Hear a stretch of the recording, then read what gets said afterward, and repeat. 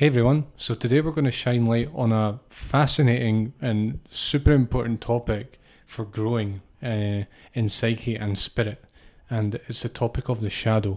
This is a topic that is confused and kind of badly taught quite often, I think, and one that people tend to misunderstand, even people that are passionate about this kind of work, this inner work.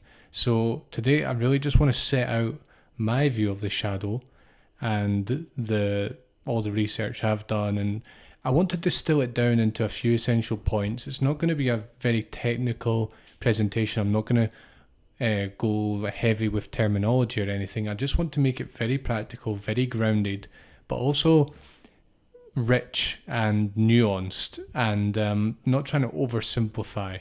And I hope you'll find it a nice combination, and I really hope that it helps you to more effectively do the shadow work exercise that we covered last week.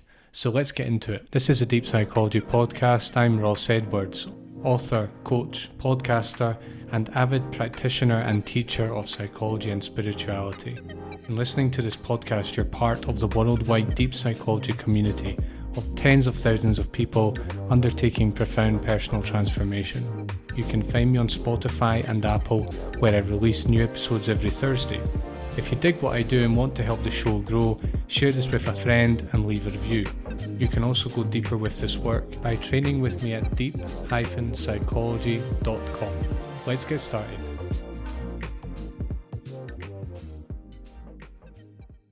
Just a word before we get talking about shadow work. I just want to say that we've still got the July Sunday set every Sunday at 2 p.m. Eastern Time, 8 p.m. Central European Time, 7 p.m. British Time.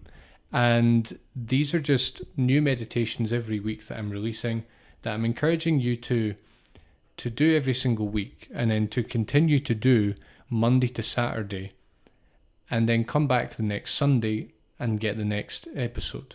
So we're coming to the end of the month, sort of now, and but we're still going to have two more. So if you've not come along yet, then you can check out the ones that have come before, and then join us next Sunday.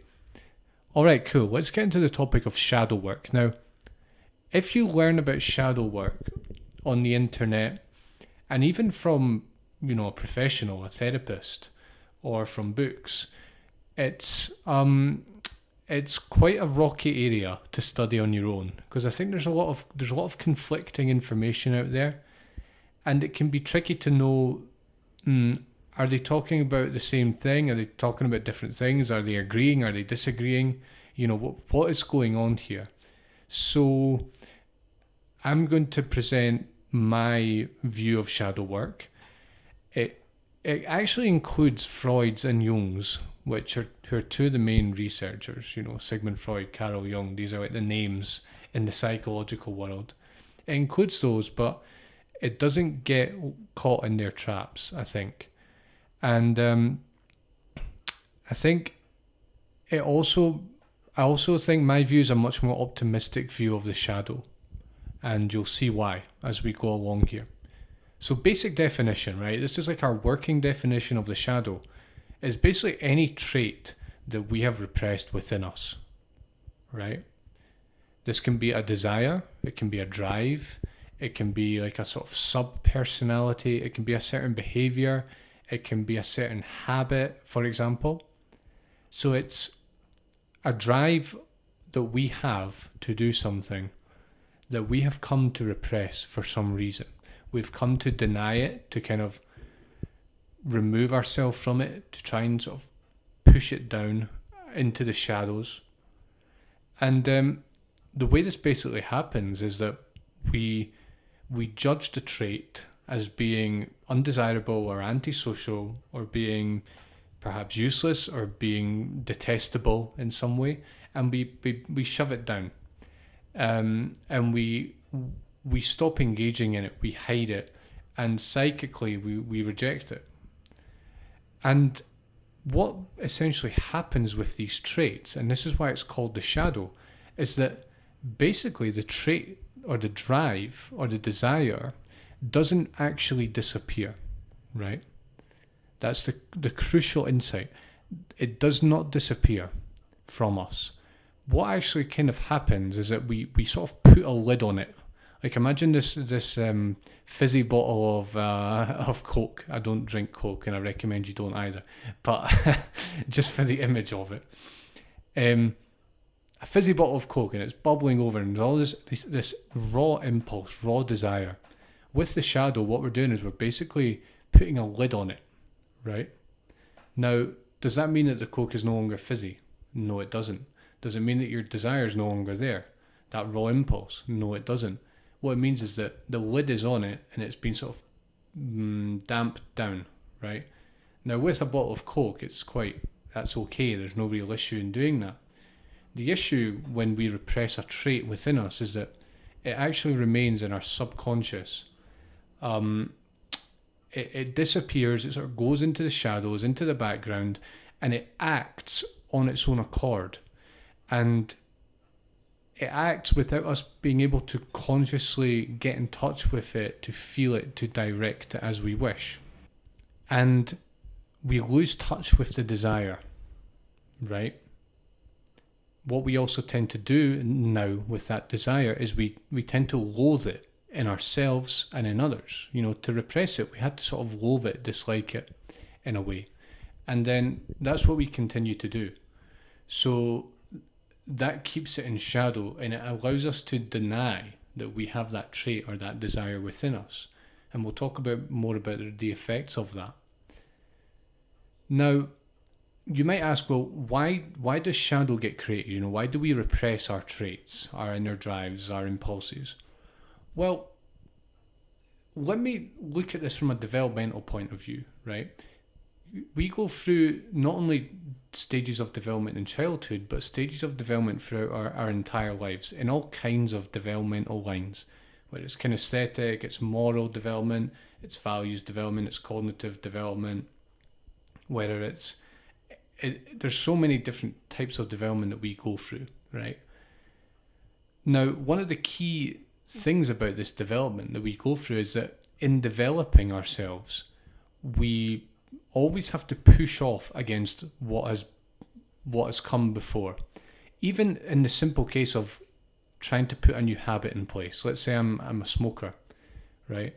In order to give up smoking, in some sense, I have to repress the desire to smoke, right?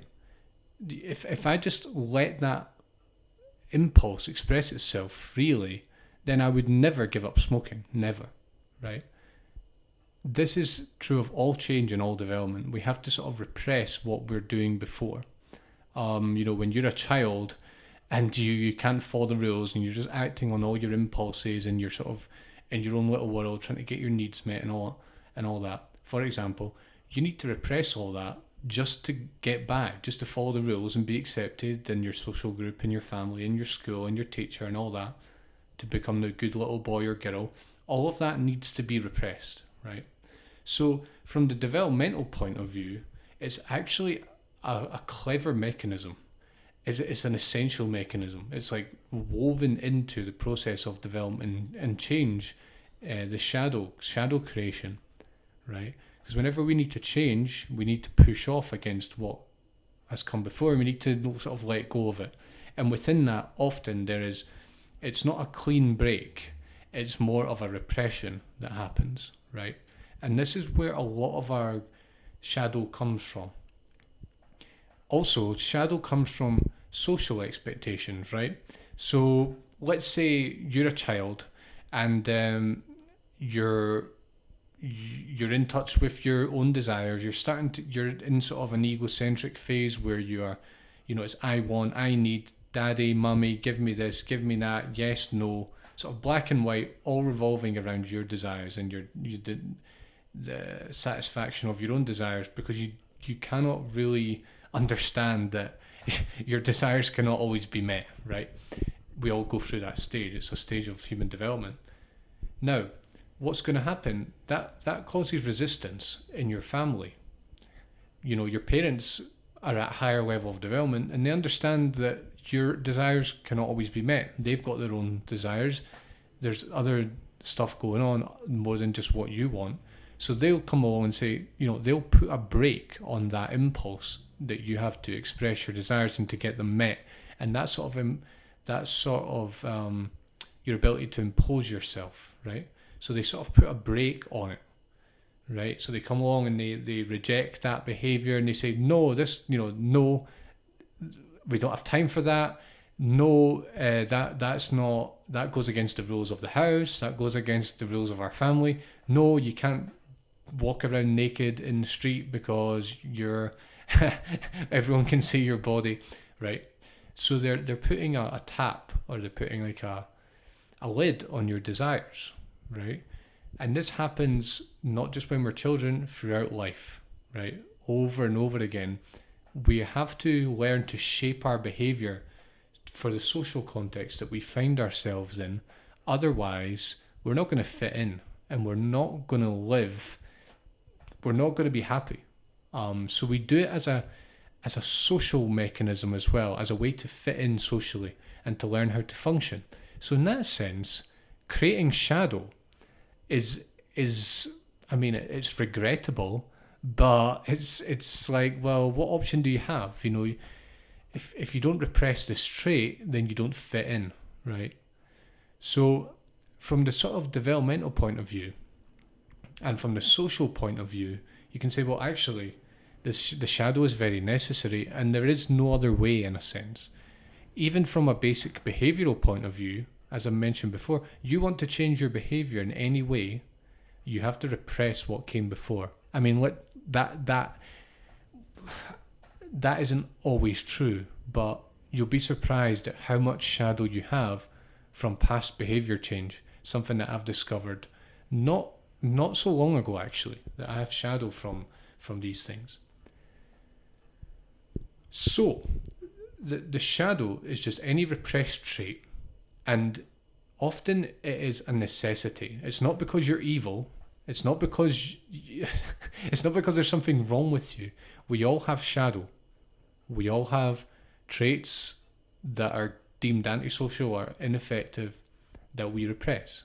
Now, what other people will maybe not tell you about the shadow, we also repress positive personality traits, or traits that are potentially positive in some situations. Let's have take the example of self-esteem, right? You can actually repress your own self-esteem and deny it and sort of push it down into the shadows and into the background. And from that point on, it's going to be really difficult for you to have genuine self-esteem because you've pushed it out, right? You've literally repressed it, and you're not in contact with it. So what's going to happen?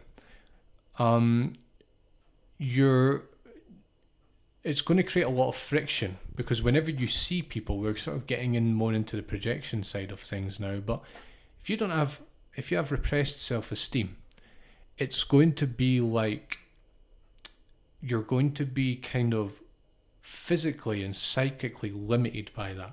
It's going to cause friction, because when you sort of interact with people who have self-esteem and they are very much embodying it, it's going to really annoy you because you have repressed it and denied it and basically hated it, right?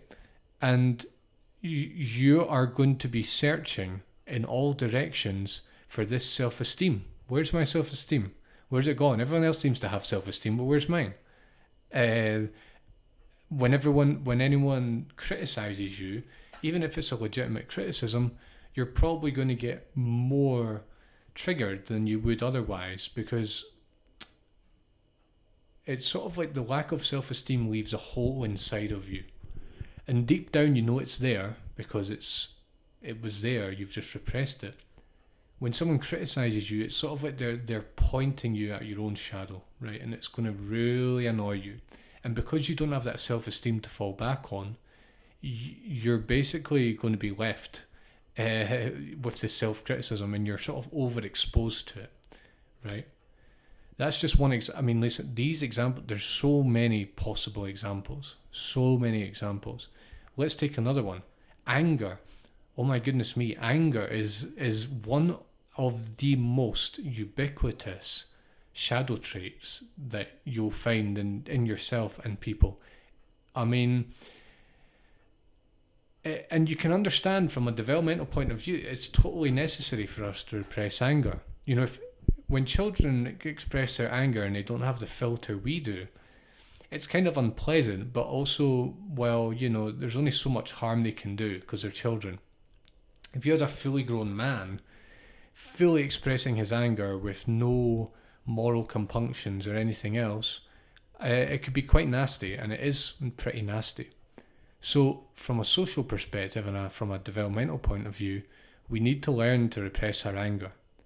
However, as I said, often this isn't, well, maybe not repress, we have to learn to not express our anger so outrageously. But again, we're not really educated in this very well. We're educated more to repress it and judge it than anything else. So what happens? It goes into the shadow.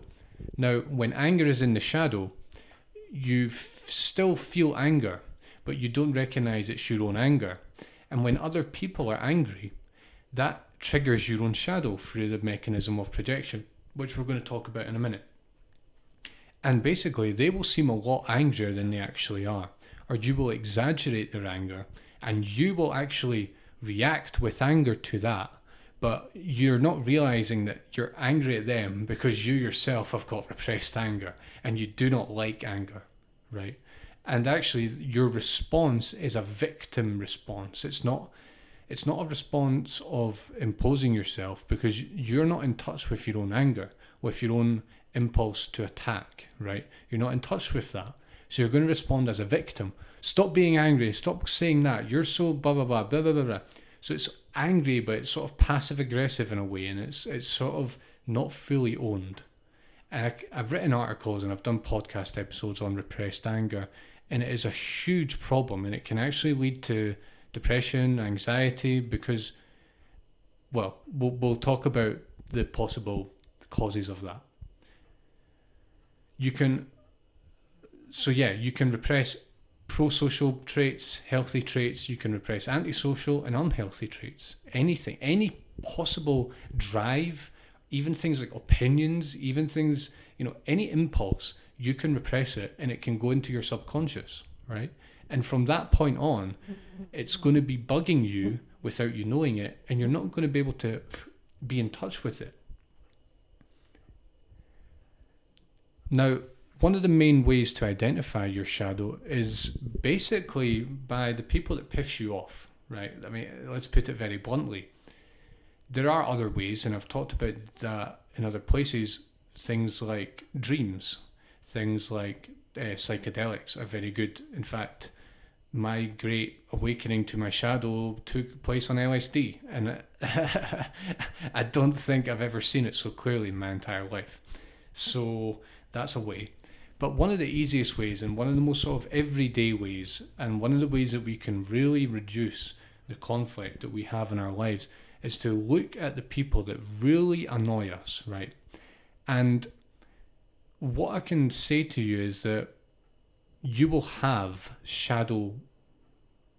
the traits that annoy you in them are your own shadow traits, right? Now listen, we can take this to one extreme. We can, for one thing, we can say, well, if they're angry and that annoys me, but now I know that anger must be a shadow trait of mine, then they're not really angry and I'm just making it up. No, that is a very naive explanation. I mean, all of us have anger. Everyone has anger in them, and we all need anger. The question is that the point is that when you repress your own anger, it annoys you when other people get angry because you yourself cannot get angry and you've dissociated from your own anger. So of course it annoys you, right? Because you've got this hole in your psyche. It's nothing to do with the fact that they are angry. It's all because you have not got your anger fully reintegrated, right? So other people are still angry, yes, but you have repressed your anger. That's why their anger annoys you, right? So it's a subtle difference. I just see people making these very naive claims. Well, if it annoys you that people get angry, then really you're the angry one and everyone else is not angry. No. That's That's like saying you're the only angry person in the world and it's all your anger. No, no, no, no, no, no. That's not how it works, right? And furthermore, this fact right here that when we dislike someone in someone else, that is because it's a repressed trait. It does not mean we need to give up our morals, right? The desire to be good, the desire to follow the rules, the desire not to kill people, the desire not to be racist, the desire to be inclusive, the desire to be loving. These are all genuine human desires as well. They are just in conflict with the more primitive desires we have, right? And so we don't have to give up these higher desires and these higher morals. However, what I'm saying is that you have to re-own. We have to re-own all the primitive ones, because they are still part of us. Even if we dislike them, we still have them. It's just that we choose not to act on them. There's a very big difference between repressing something and not acting on it, and having something being integrated into your psyche and then choosing not to act on it. It's a different thing, right? Very different. And listen, I like to, it might sound extreme to say this, but listen, I would rather take more responsibility. I would rather discover, I would rather go through the process of reintegrating the trait in other people that annoys me, assuming that it's in my shadow, than never even getting to that point. I'd rather go through the process and say, okay, maybe actually, wait, it wasn't that repressed in me at all, than never going through the process and just kind of assuming that I hate them because they have the trait and nothing else, right? I would rather take more responsibility and then discover that I didn't need to, right? And I would encourage you to do that. We're trying to grow in psyche and spirit here, right? We're trying to have a really amazing psychological health here with this podcast and with my website and all the work that I do. That's what we're trying to do. And so I would encourage you to take more responsibility, not in a neurotic way. It's like, okay, if this person is annoying me because they're angry, maybe I have repressed anger. I'll do the work. If I discover I do not have repressed anger, fine. We'll move on. But if I do discover it, well, hey, the extra responsibility was necessary. So that's what happens. We project our traits what basically happens is, yes, we get annoyed when someone has the trait, and it's like we have this really negative reaction to it that sort of inflames the trait. So we're not making it up, but we are inflaming it. We're inflaming the other person's anger or their,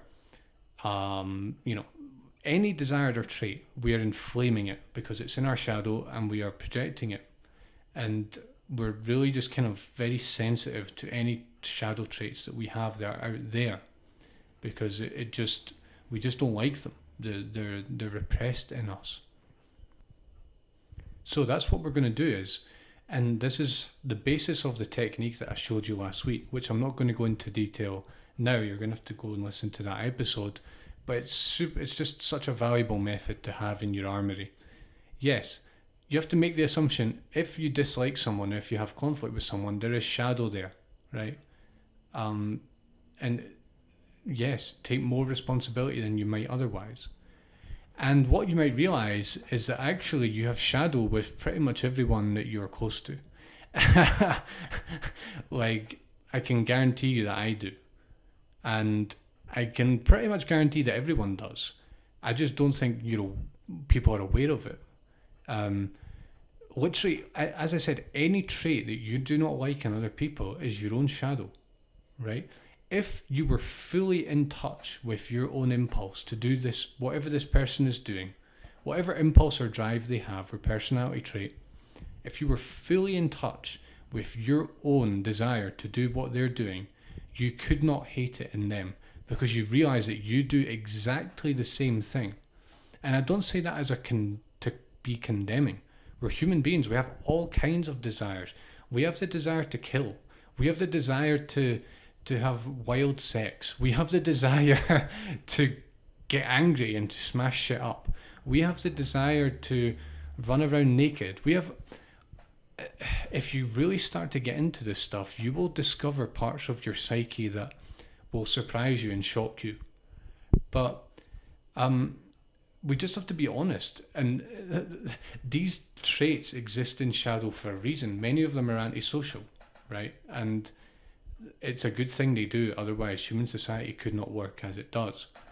But when we fully re-own them, especially with our, when we're highly developed humans, we don't have to act on them. We might realize, no, I don't need to act on that stuff. But I'm not going to deny it, and I'm not going to project it. It's me, right? And what you'll come to discover is that really you have the entire smorgasbord of human desires within you, right in your own psyche. And basically, the ones that you do not like are the ones that are in your shadow, right? And that is it. That is really the nutshell of human life and human desire and human shadow. You have all the desires in the world in your own psyche, and the ones you do not like are repressed. And all the conflict you have with other people, a lot of it is down to your own shadow and the fact that you do not like these traits in yourself, so you do not like them in other people, and it causes you all kinds of problems, right? So I think we've pretty comprehensively covered the shadow without getting too technical, but without leaving out very sort of important details and without oversimplifying it or being too naive about the shadow, right? I think I've given a pretty good overview for you. So if you want to get going with shadow work, and I mean, this is just totally life-changing, and I think it's just a crucial part of having a full psyche and having a full life. I gave the example last week of, imagine you have 100 desires, but you're only in touch with 50 of them, and 50 of them are in your shadow. Imagine what your life is like. It's not very fun. It's really not fun. So I would really encourage you to get going with that. This exercise that I taught last week doesn't take long. It just takes a few minutes. But once you get it, once it becomes a habit, and once you've got it, and once you really understand it, wow, this is just such an important tool for your life, your ability to be a full human being, your ability to get on with other people, your ability to understand other people. And that, the people you do not like are often just the people who express your shadow, and that are they are sort of expressing traits that you have worked beyond, but perhaps you have repressed them equally, right? It's just so powerful, right? And on the website, I've got more resources for the shadow, and on this podcast, you'll find other episodes as well if you do a bit of a search. Cool. Just before I go, I just want to mention that in September, we're starting a new online group that is going to be psycho-spiritual classes, meditation. We're going to be doing lots of meditation. We're going to be studying psychology, philosophy, things like the shadow. We're going to be doing exercises. There's going to be homework. You're going to have articles to take home. You're going to have guided audios. And it's only for $50 for the month for 4 modules for 4 weeks plus all the extras that you get. So I really hope you'll join me for that. I'm going to leave a link for you in the description if you want to check that out. Grand.